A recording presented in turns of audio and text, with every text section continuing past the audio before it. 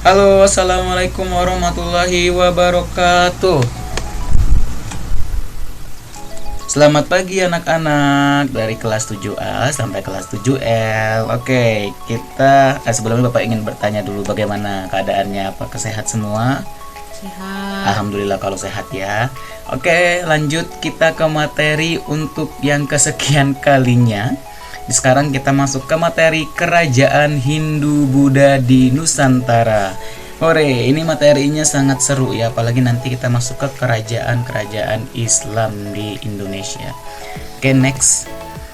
Yang pertama ada Kerajaan Kutai. Oke, yang pertama adalah Kerajaan Kutai. Kerajaan Kutai ini terletak di mana sih? Nah, Kerajaan Kutai ini terletak di Kalimantan Timur. Oke, Kerajaan Kutai itu menjadi kerajaan tertua di Nusantara. Nah, Kerajaan Kutai ini adalah kerajaan yang bercorak agama Hindu pertama di Nusantara. Nah, diperkirakan berdiri sekitar tahun 400 sampai 500 Masehi di hulu Sungai Mahakam, Kalimantan Timur. Adapun peninggalan-peninggalan dari sejarahnya Kerajaan Kutai ini yaitu 7 buah prasasti yang dipahat di atas tiang batu yang disebut yupa. Nah, prasasti yupa ini berbentuk huruf Pallawa dengan berangka sekitar 400 Masehi. Nah, ditemukannya prasasti dengan huruf Pallawa ini yaitu menunjukkan bahwa negeri di Nusantara sudah memasuki zaman sejarah. Oke, lanjut. Raja-raja yang memerintahnya ini yang terkenalnya ya, ada Raja Kudungga, ada Raja Asmawarman, dan ada Raja Mulawarman. Oke, selanjutnya ada Kerajaan Tarumanegara. Nah, kalau untuk Kerajaan Tarumanegara ini pertama kali ditemukan di daerah Bogor, Jawa Barat. Nah, berdirinya itu sejak abad ke-5 Masehi. Adapun di antara peninggalan-peninggalan sejarah dari Kerajaan Tarumanegara itu seperti Prasasti Turu, Lebak, Pasir Awi, Jambu, Muara Cireten, Prasasti Kebun Kopi, dan lain sebagainya. Nah, ini salah satu contohnya nih, gambar nih. Ini itu adalah gambar telapak kaki gajah yang terletak di mana? Prasasti Kebun Kopi. Pinter. Nah, adapun raja-raja yang memerintah di Kerajaan Tarumanegara itu ada banyak ya. Tapi kita ambil yang terkenalnya saja. Kalau yang terkenal itu yaitu yang dimana ada raja yang sangat bijaksana dan adil. Nah, raja ini dikenal sangat memperhatikan kemakmuran akan rakyatnya. Ada yang tahu raja siapa? Raja Purnawarman. Pinter. Oke, next. Ada Kerajaan Sriwijaya. Nah, ini tempat Bapak lahir nih ya. Oke, Kerajaan Sriwijaya ini di mana dia terletak di Palembang, tempat Bapak ya. Nah, kemudian Kerajaan Sriwijaya ini berdiri sekitar abad ke-7 Masehi. Nah, Kerajaan Sriwijaya ini dia mempunyai bukti pendukung yaitu berupa prasasti-prasasti yang berhuruf Pallawa seperti apa? Prasasti Talang Tuo, Kota Kapur, Karangberahi, Kedukan Bukti, dan Prasasti Telaga Batu. Nah, ini salah satu hasil dari prasasti Talang Tuo. Nah, ini ada seperti batu, dan kemudian ada tulisan-tulisan huruf-huruf dari Pallawa seperti itu ya. Kemudian ada raja-raja yang memerintah. Nah, raja-raja memerintah ini ada banyak. Ada Raja Sri Indrawarman, kemudian Raja Dharanindra, Raja Samaratungga, dan Raja Balaputra Dewa. Nah, di sini ada raja yang paling terkenal di Kerajaan Sriwijaya, di mana rajanya ini juga sama seperti di Kerajaan Tarumanegara, baik, adil, yaitu kerajaan ini kemudian mencapai puncak kejayaannya, yaitu di masa siapa? Raja, ya betul, Balaputra Dewa. Oke, next ada Kerajaan Majapahit. Oke, kita Kerajaan Majapahit ini di mana kerajaan ini berdiri pada akhir abad ke-13. Nah, di sini memasuki puncak kejayaannya pada abad ke-14 dan diperkirakan runtuh pada abad ke-16. Runtuh itu dalam artian hancur itu ya kerajaannya. Nah, Kerajaan Majapahit ini di mana dipuncaki pada saat Raja Raden Wijaya itu berada pada saat Gajah Mada memerintah. Nah, kemudian puncak kekuasaannya digantikan oleh Hayam huruf, pintar. Nah, kerajaan Majapahit ini sedikit demi sedikit mulai memudar dikarenakan apa? Penerus-penerus dari Hayam Wuruk itu tidak mempunyai kemampuan yang mumpuni. Nah, jadi tidak mempunyai kemampuan yang bisa diandalkan untuk memimpin kerajaan. Nah, kemudian selain itu adanya juga perkembangan agama Islam baik dari kerajaan Demak yang sangat mempengaruhi runtuhnya di kerajaan Majapahit terlebih dahulu. Nah, untuk peninggalan sejarahnya ada apa saja? Ada Prasasti Wurare, Prasasti Kudadu, Prasasti Sukamerta, Candi Bajang Batu, Candi Waringin Lawang, dan lain-lain. Di sini ada gambar patung Buddha. Patung Buddha ini terdapat di Prasasti Wurare. Nah, adapun raja-raja yang memerintahnya yang paling terkenal yang mana? Ayo, kalau pada saat puncak kejayaan itu ya waktu di Gajah Mada memerintah itu pada saat raja siapa? Oke, betul, Raden Wijaya. Nah, kemudian diteruskan pada saat Hayam Wuruk atau Raja Sanegara memimpin. Nah, setelah itu mulai tuh banyak yang tidak ada lagi penerus-penerusnya. Kemudian ada Kerajaan Buleleng. Kerajaan Buleleng ini adalah kerajaan apa? Kerajaan Buleleng ini merupakan kerajaan di Bali Utara yang didirikan sekitar pertengahan abad ke-17 dan jatuh ke tangan Belanda pada tahun 1849.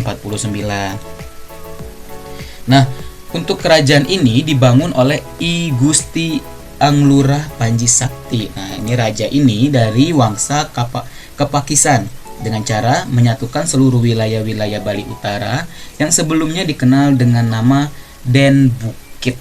Nah, kerajaan Buleleng biasanya kerajaan ini tuh dibangun akibatnya itu dari kejatuhan Majapahit. Jadi dari kerajaan Majapahit itu. Nah, kemudian setelah Dewa Agung Ketut atau raja penguasa Bali itu dan kemudian Lombok itu membagi kerajaannya. Nah, sehingga kerajaan Buleleng itu menjadi salah satu kerajaan besar yang ada di Pulau Bali. Adapun peninggalan sejarahnya, ada Prasasti Panempahan, Prasasti Melat Gede, Pura Tirta Empul. Nah, di sini ada salah satu dari hasil prasasti panempahannya ya, yaitu di mana berupa tulisan arit dari masa-masa sejarah dari kerajaan Buleleng ya, ditulis di pahatnya di batu juga. Kemudian raja-raja memerintah yang paling terkenal. Di sini ada Raja Gusti Anglurah Panji Sakti dan kemudian ada Raja Gusti Panji Gede Danudarastra. Jadi Raja Gusti Anglurah ini yang pertama kali ada pada saat kerajaan Buleleng, kemudian digantikan oleh anaknya yang pertama Raja Gusti Panji Gede Danudarastra. Dan seterusnya pun digantikan terus oleh anak dari Raja Gusti Panji dan sampai terakhir. Kemudian ada Kerajaan Kediri. Nah, kalau Kerajaan Kediri ini terletak di mana? Terletaknya di sebuah kerajaan di Jawa Timur. Jadi antara tahun 1042 sampai dengan 1222. Nah, kerajaan ini berpusat di Dahanapura atau Daha yang menjadi bagian dari kota Kediri sekarang. Nah, kerajaan Kediri ini mempunyai seorang raja yang sangat terkenalnya adil dan sangat memperhatikan kemakmuran rakyatnya. Raja tersebut bernama, ada yang tahu? Betul, Raja Srijayabaya. Nah, kerajaan Kediri itu dikenal dengan nama Panjalu yang merupakan kerajaan Jawa Timur yang tadi dari tahun 1042 sampai dengan 1222. Nah, kalau kehidupan pada masa kerajaan Kediri itu di mana kerajaan itu masyarakatnya sangat baik dan juga sejahtera sehingga rakyat-rakyat itu hidup dengan tenang. Nah, hal tersebut bisa dilihat dari rumah rakyat yang baik, rapi, bersih, serta dilengkapi dari lantai ubin yang berwarna hijau dan kuning. Penduduk kerajaan Kediri pun menggunakan kain sebagai bawah lutut atau alas dari bawahan pakaiannya. Nah, di sini ada pun peninggalan sejarah dari kerajaan Kediri itu berupa Prasasti Siraketing, Prasasti Ngantang, Prasasti Jaring. Nah, di sini ada salah satu gambar atau peninggalan dari Prasasti Siraketing ini kan.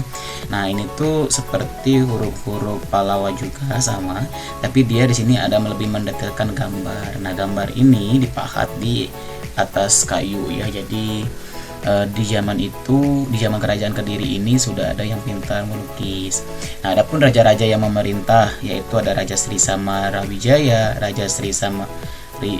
Raja Sri Jayawarsa, Raja Bameswara, Raja Sri Jayabaya. Tetapi di Kerajaan Kediri ini yang paling terkenal rajanya yaitu Raja Sri Jayabaya ya. Oke, lanjut. Kerajaan Medang. Kerajaan Medang ini disebut dengan Kedatuan Talasokrasi yang berdiri di Jawa Tengah pada abad ke-8. Kemudian berpindah ke Jawa Timur pada abad ke-10. Didirikan oleh Sanjaya. Kedatuan diperintah oleh Wangsa Selendra dan Wangsa Isyana. Jadi begini, Kerajaan Medang ini adalah sebenarnya kerajaan di mana perpecahan dari Kerajaan Mataram kuno. Jadi sebelum Kerajaan Medang ini ada, yang ada itu adalah Kerajaan Mataram kuno terlebih dahulu. Jadi setelah Kerajaan Mataram kuno runtuh, kemudian adalah Kerajaan Medang dari perpecahannya itu ya. Nah, Kerajaan Medang ini dipimpin atau didirikan oleh rajanya yaitu Raja Empu Sindok. Nah, kalau Empu Sindok ini kenapa dia menamakan dinasti kekuasaannya dengan nama dinasti Isyana atau Wangsa Selendra dan Wangsa Isyana? Nah, ada alasannya, karena Kerajaan Medang itu terletak di sekitar Sungai Brantas, Jawa Timur. Itu jawabannya. Adapun peninggalan sejarahnya, ada Prasasti Empu Sindok, Prasasti Calcuta, dan Prasasti Anjuk Ladang. Nah, di sini ada salah satu bentuk prasasti Empu Sindok itu ya. Jadi dia ada pahatan batu, tapi tidak ada tulisannya. Dia lebih ke atlas ya. Jadi batu ini tuh dia berbentuk atlas sejarah Indonesia pada masa silam. Nah, prasasti ini menjelaskan tentang kerajaan dari Medang itu sendiri. Nah, raja yang memerintahnya ada siapa? Ada Raja Empu Sindok. Lanjut, Kerajaan Singasari. Nah, Kerajaan Singasari ini adalah kerajaan di mana terletak di Jawa Timur. Nah, yang didirikan oleh Ken Arok pada tahun 1222. Lokasinya kerajaan ini tuh diperkirakan berada di daerah Singasari, Malang. Kerajaan Singasari ini terbentuk setelah meletusnya Perang Ganter pada tahun 1222 antara Kerajaan Kediri yang dipimpin oleh Raja Kertajaya melawan pasukan Brahmana yang dibantu oleh Ken Arok. Nah, setelah dinasti Raja Kertajaya dapat ditaklukkan, maka berdirilah Kerajaan Singasari di bawah kepemimpinan Raja Ken Arok yang bergelar Kertarejasa. Nah, di sini juga ada salah satu candi dari Singosari ya. Ini salah satu candi Singosari ini. Peninggalan prasasti dari Kerajaan Singasari. Kemudian raja-raja yang memerintahnya itu ada Raja Ken Arok. Dan terakhir di sini ada Kerajaan Mataram kuno. Nah, tadi saya Bapak bilang ya. Jadi sebelum ada Kerajaan Medang, itu Kerajaan Mataram kuno terlebih dahulu, karena Kerajaan Medang itu merupakan perpecahan dari Kerajaan Mataram kuno, betul. Nah, letaknya di mana Kerajaan Mataram kuno atau sering juga disebut dengan Kerajaan Mataram Hindu atau Kerajaan Medang merupakan kerajaan penerus dari Kerajaan Kalingga di Jawa yang diperkirakan eksisnya pada abad ke-8 hingga 10 Masehi. Sejarah kerajaan ini cukup panjang yang dimulai sejak abad ke-6 Masehi. Prasastinya atau peninggalan sejarahnya itu berupa Prasasti Kelurak, Prasasti Mantiasi, Prasasti Kelurak, Candi Borobudur, dan Candi Mendut. Aduh, ini ada yang keulang ya kata-katanya, jadi maaf saja ya. Nah, di sini ada, kalian sudah tahu dong ini candi apa? Candi ini merupakan candi yang digambar ini salah satu terdapat di 7 keajaiban dunia. Masa nggak tahu ya? Betul, adalah Candi Borobudur. Nah, raja-raja yang memerintahnya, ada siapa saja? Ada Rakai Mataram, Sang Ratu Sanjaya, ada Rakai Panangkaran, ada Rakai Panunggalan alias Daranindra. Oke. Terima kasih semuanya atas perhatiannya. Cukup sekian saja materi dari Bapak. Untuk minggu ini tidak ada tugas ya, tetapi tolong lengkapi tugas-tugas yang belum. Nah, nanti Bapak akan share yang namanya siapa saja, kemudian dia tugasnya belum apa saja, nanti share ke Walas. Jadi nggak usah lagi japri-japri Bapak ya, biar nanti Bapak yang japri ke Walasnya, biar Walas nanti share di grup kelasnya. Oke, yang merasa belum silakan kerjakan, yang merasa nilainya kosong silakan nilainya diisi dengan mengerjakan tugas-tugas. Oke, terima kasih, itu saja dari Bapak. Thank you very much for your attention and listening. Bapak akhiri, wassalamualaikum warahmatullahi wabarakatuh.